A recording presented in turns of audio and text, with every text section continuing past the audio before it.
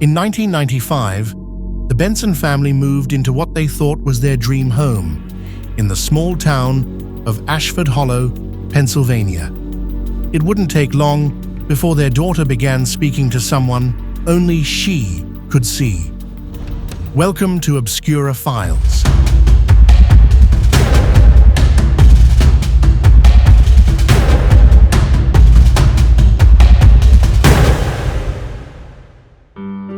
It was a beautiful old farmhouse.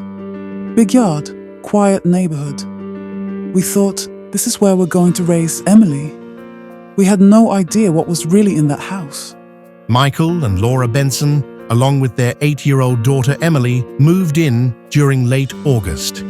Just 3 weeks later, the first sign appeared. One morning at breakfast, Emily looks up at me and says, "There's a little boy in my room. His name's Tommy. He wants me to help him." I just assumed it was an imaginary friend. Kids make those up all the time, right? But Laura, she got this look on her face. I asked what he looked like, and she said, "He's wearing a red shirt, but it's all dirty, and there's something around his neck." That's when I knew this wasn't normal. In the nights that followed, Emily began waking up screaming, claiming Tommy was stuck in the dark and that bad people had put him there. I remember feeling like he was trapped. He kept saying he couldn't leave, and he told me he was under the stairs.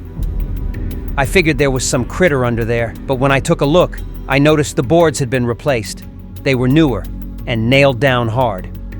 What Michael found under those boards would change everything.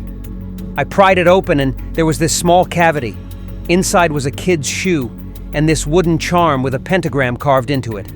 That's when I called the police. Horror in Ashford Hollow tonight, where investigators have uncovered what appear to be the remains of a child inside a farmhouse basement. Authorities are urging anyone with information to come forward as the discovery sends shockwaves through the community. When we searched under the staircase, we found skeletal remains. They were later identified as Thomas Reeves, missing since 1974.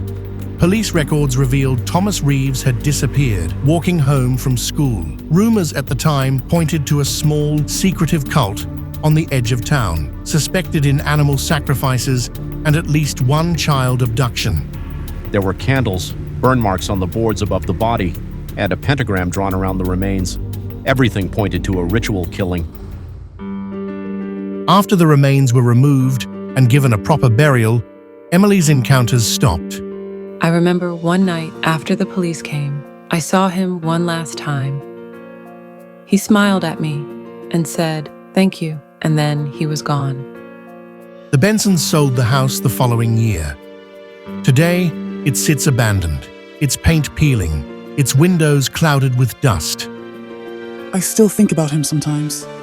I just hope, wherever he is now, he's free.